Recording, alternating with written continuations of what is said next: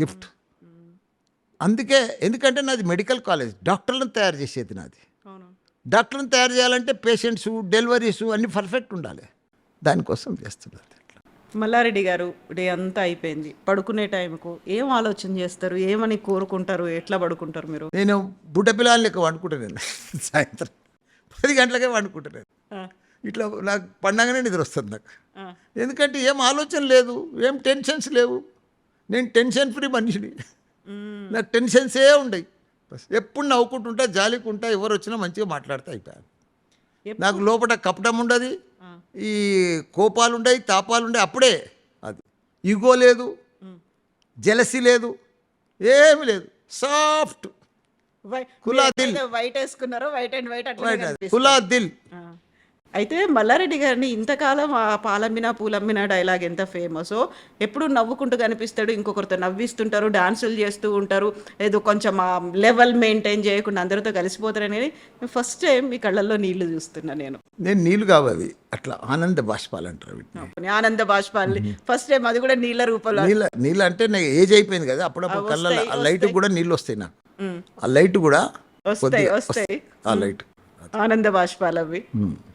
So ఇప్పుడు మీరు ఏదైతే కలలు కన్నారో, మీరు ఏదైతే కావాలనుకున్నారో, దాన్ని సక్సెస్ చేయడానికి వెనకాల కొంతమంది ఉండాలి, ముందు ఉండాలి, పక్కలో ఉండాలి, మిమ్మల్ని నడిపించాలి, మీతో పాటు నడవాలి వాళ్ళు. మీరు అనుకున్నటువంటి విజయ తీరాలి. మీరు సక్సెస్ సక్సెస్ సక్సెస్ అన్నారు కదా, అక్కడ దాకా తీసుకెళ్ళడానికి అందరూ కలిసి రావాలి కదా. కలిసి వస్తున్నారు. అట్లా టీం వర్క్ ఉండే మా దాంట్లో ఇప్పుడు మా ఫ్యామిలీ మెంబర్స్ ఉన్నారు, టీచర్స్ ఉన్నారు, వైస్ ఛాన్సలర్స్ ఉన్నారు, ప్రిన్సిపల్స్ ఉన్నారు, టీం ఉంది కదా. ఇప్పుడు దేంట్లో అయినా అప్ అండ్ డౌన్స్ వస్తాయమ్మా కవిత. అప్ అండ్ డౌన్స్ రాందనేది కాదు, సాఫ్గా పోదు. అప్ అండ్ డౌన్స్ వస్తాయి, ప్రాబ్లమ్స్ వస్తాయి, టెన్షన్స్ వస్తాయి. అవన్నీ అధిగమించినప్పుడే కదా మనం సక్సెస్ అయ్యేది. అవును, అది అప్ అండ్ డౌన్స్ ప్రతి బిజినెస్లో ఉంటాయి, ప్రతి చోట ఉంటాయి. మరి మీరు పెట్టుకునే ఇన్స్టిట్యూషన్స్లో వీటిల్లో కూడా కనిపించినాయా మీకు? ఉంటూనే ఉంటాయి కదా, చిన్న చిన్నవి వస్తూనే ఉంటాయి, నడుస్తూనే ఉంటుంది, అది సాల్వ్ అయిపోతూనే ఉంటుంది, పోతూనే ఉంటుంది. అది మామూలు, అది కామన్. అది లేక ఇంతమంది ఉన్నప్పుడు నీకు ఇప్పుడు ఒక చోటనేమో మీరు విద్యా సంస్థలు పెట్టిండ్రు, ఒక చోట రాజకీయాలు చేస్తున్నారు, ఇంకో చోట మళ్ళీ మీ పర్సనల్ ఇవన్నీ, ఆ తర్వాత పాలు పూలు ఇవన్నీ అనుకుంటూ పోతుంటే వీటన్నిటిని ఎట్లా బ్యాలెన్స్ చేస్తుండ్రు మీరు? నేను పాలు పూలు ఇప్పుడు అమ్మతలేను కదా, అమ్మట్లేరు, ఒకప్పుడు చేసిండ్రు కదా. అంతా విద్యా సంస్థలు, ప్రజలకు సేవ, అంతే. రెండే. ఎట్లా బ్యాలెన్స్ చేస్తారు వీటిని? బ్యాలెన్స్ చేసేది ఏముంది, ఆ ప్రోగ్రామ్స్ అన్ని అటెండ్ అవుతాం, మళ్ళీ మధ్యాహ్నం సంధి ఇక్కడ వస్తాం, లంచ్ చేస్తాం, ఇలా మళ్ళీ ఇక్కడ 6:30 దాకా కూర్చుంటే కాలేజీలో, బస్ అంతే. ఇప్పుడు ఇంత అడ్వాన్స్డ్ టెక్నాలజీ వచ్చింది, ఇంతకు మించి సుపీరియర్గా ఉండేటువంటి ఇన్ఫ్రాస్ట్రక్చర్ కావచ్చు, లేకుంటే డబ్బుల్ని ఒక లావిష్గా ఖర్చు పెట్టి ఒక రిచ్ అట్మాస్ఫియర్ కనిపించేట్టుగా ఉండేటువంటి యూనివర్సిటీలు వచ్చినాయి. డీమ్డ్ యూనివర్సిటీసు, ప్రైవేట్ యూనివర్సిటీస్, తెలంగాణలోనే కాదు దేశవ్యాప్తంగా ఉన్న యూనివర్సిటీస్ అందరూ తెలుగు పిల్లల మీద ఫోకస్ పెట్టేటువంటి పరిస్థితి కూడా వచ్చింది కదా. కాంపిటీషన్ అనేది విపరీతంగా పెరిగింది కదా. ఇప్పుడు వై ఓన్లీ మల్లారెడ్డి ఇన్స్టిట్యూట్స్ అంటే మీరు ఏం చెప్తారు? చూడమ్మా, ఇది పోటీ ప్రపంచం. ఈ పోటీ ప్రపంచంలో ఎవరు ముందుంటే వాళ్ళే సక్సెస్ అవుతారు. నేనేదో మా తాత కాలేజీ ఉండే నేను నడిపిస్తున్నా 30 ఏళ్ళ సంది అంటే నడవరు, ఎవరు అడ్మిషన్స్ రారు. పోటీ ప్రపంచం తగ్గట్టు అడ్వాన్స్గా ఎప్పటికప్పుడు అప్గ్రేడ్ అయితే నువ్వు సక్సెస్ అవుతావు. నువ్వు ఆడనే కూర్చున్నావు అనుకో, నువ్వు ఆడనే కూర్చుంటావు, లేవకుండా కూడా అవుతావు.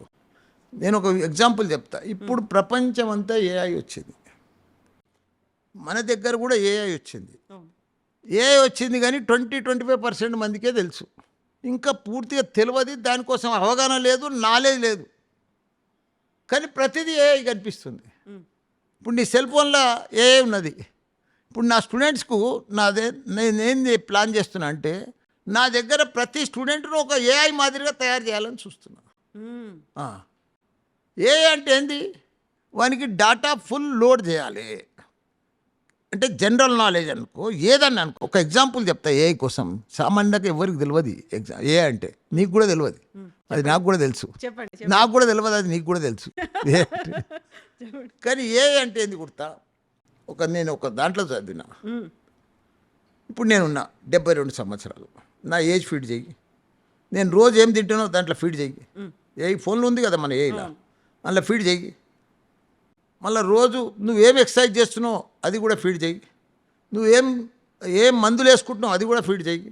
నీ ఉన్నాయని కూడా డాక్టర్కి ఎట్లా చెప్తావో అన్నీ ఫీడ్ చేస్తే అది నీకు చనిపోయే డేట్ చెప్తుంది. దాన్నే ఏఐ అంటారు. అర్థమైందా? అన్నీ తెలుసు. అది అన్ని ప్రెడిక్షన్స్ అన్నీ అదే చేసి చెప్తుంటుంది మనకు. అంతే కదా, డాటా దాని దగ్గరికి ఇస్తే మొత్తం రిజల్ట్ అదే ఇచ్చేస్తుంది. మ్మ్.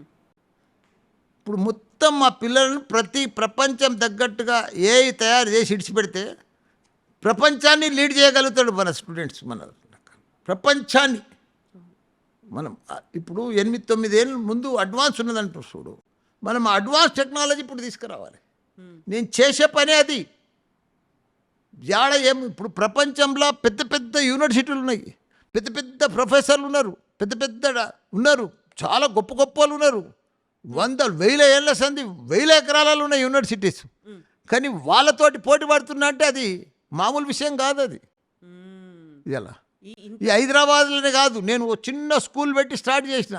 ఇవాళ 3 యూనివర్సిటీలు ఇక్కడ నడిపిస్తున్నా తెలంగాణలో. తెలంగాణ హైదరాబాద్లో నేనే ఇప్పుడు ఇండియాలో నేనే నెంబర్ 1కి వచ్చిన. ఒకనాడు మణిపాల్ నెంబర్ 1 ఉండే, ఒకనాడు రామచంద్ర మణిపాల్ మెడికల్లో, ఇప్పుడు మెడికల్లో, పీజీలా, ఇంజనీరింగ్లో నేను 3 రంగాలలో నెంబర్ 1 వచ్చిన. అంటే ఎట్లా వచ్చినా చెప్పు. దాని వెనకాల కృషి ఉన్నది, కృషి, ఆ పట్టుదల ఉంది. హోంవర్క్ ఉంది, హార్డ్ వర్క్ ఉంది, ప్లానింగ్ ఉంది. ఆ, అవన్నీ ఉంటేనే కదా సక్సెస్ అవుతున్నాం. ఇవన్నీ ఉన్నాయి. పిల్లలు ఒట్టిగానే జాయిన్ కారు కదా, డబ్బులు కట్టి ఒట్టిగానే జాయిన్ కారు కదా మరి తన మల్లారెడ్డి దాంట్లో. అవును. ఎంత దాని వెనుక ఎంత ఆలోచన చేస్తారు ఒక స్టూడెంటు, పేరెంటు. మన మల్లారెడ్డి దాని నాది ఇంకా స్పెషాలిటీ ఏంటంటే ఎక్కడ చూసినా 3 లక్షలు 4 లక్షలు పర్ ఇయర్ ఫీజు ఉంటుంది. మ్మ్. నా దగ్గర అట్లా ఉండదు. Maximum 2 lakhs. దాంట్లో 50,000 మళ్ళీ మంచి మెరిట్ స్టూడెంట్స్కు 90% వస్తే 150 తీసుకుంటా. మ్మ్.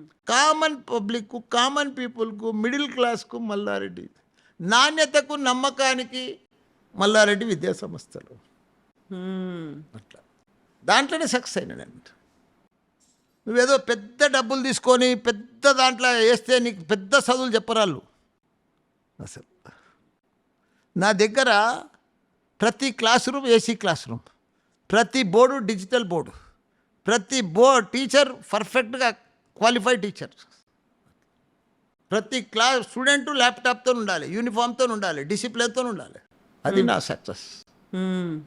ఇప్పుడు మీరు చెప్పిండ్రే చాలా ఎక్కువ ఫీజులు తీసుకొని పెద్ద అట్మాస్ఫియర్ అంతంత పెద్ద పెద్ద బిల్డింగ్తో కావాల్సింది అనేది.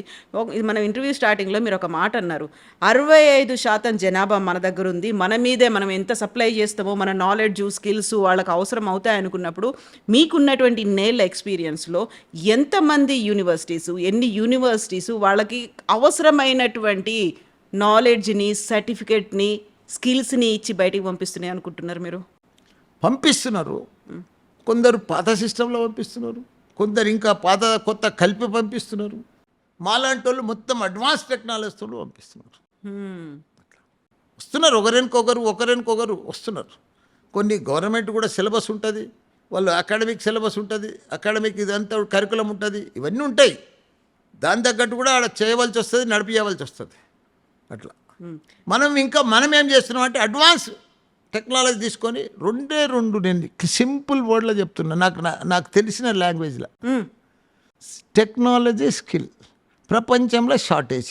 ఆ 2 ఇక్కడ మన స్టూడెంట్కి ఫుల్ఫిల్ చేయి, వాడు దునియాని వెళ్తాడు, ప్రపంచాన్ని దున్నేస్తాడు, ఎక్కడ పోయినా మల్లారెడ్డి దున్నేస్తాడు. మల్లారెడ్డి స్టూడెంట్ ఇడిచిపెట్టు, వాడు ఎక్కడ ఏ కారణంలో క్వశ్చన్ అడుగు, ఏది అడుగు, ఏ జాబ్ అయినా మనకు వచ్చేస్తుంది. అవి 2 కంప్లీట్ చేసి ఇడిచిపెట్టేసే స్టూడెంట్స్కి. అంతే. పొద్దున్న దాకా నువ్వు మ్యాథ్స్ చెప్పుకుంటా, ఫిజిక్స్ చెప్పుకుంటా, కెమిస్ట్రీ చెప్పుకుంటా, ఫస్ట్ ఇయర్లో వాడిని పొద్దు ఉడగొట్టుకుంటా, అజ్జి పెట్టుకుంటా, పండుగలకు పబ్బాలకు దింపుకుంటా పోతే కాదు. డే 1 నుంచి కొట్టాలి.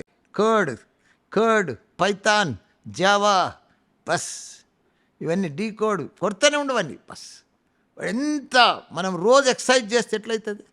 ఒక వారం చేసినామనుకో చేతులన్నీ నొప్పిలేస్తాయి, ఒక నెల చేసినామనుకో ఫ్రీ అయిపోతాయి, ఒక 6 నెలలు చేసినామనుకో ఫ్రీ అయిపోతాం. స్టూడెంట్ని అట్లా ఫ్రీ చేసి ఇచ్చిపెట్టాలి. రోజు 5-6 గంటలు వాడిని ల్యాప్టాప్ మీద పెట్టు, పాత క్వశ్చన్ అంతా రిపీట్ చేయి. 10th క్లాస్కి ఎట్లా రుబ్బుతాం? అవును. చెప్పిందే చెప్పి అట్లా ల్యాప్టాప్లో కూడా క్వశ్చన్ బ్యాంక్ కూడా అట్లా మల్టీనేషనల్ క్వశ్చన్ బ్యాంక్ అంతా రుబ్బితే వాడు సక్సెస్ అవుతాడు. మైండ్ అంతా వేరే దృష్టి ఉండొద్దు వాడికి. అందులోనే ఇప్పుడు ప్రపంచం అంతా new concept, new planning, new thinking, new ideas. ప్రతిదీ కొత్తది వస్తేనే నువ్వు సక్సెస్ అవుతావు. అవును. జపాన్, అమెరికాలో ఏముందాడా రోజు కొత్తది ఆలోచన చేసి నువ్వు టెక్నాలజీ నువ్వు సైంటిస్టులు వాళ్ళు తీసుకొచ్చే కదా, కొత్తదనం తీసుకొస్తేనే కదా సక్సెస్ అవుతారు. మన తాను ఇంకా పాత చింతపండు లెక్కనే నడిపిస్తున్నారు అంతా, ఇంకా ఏళ్ళ నాడిది అంతా.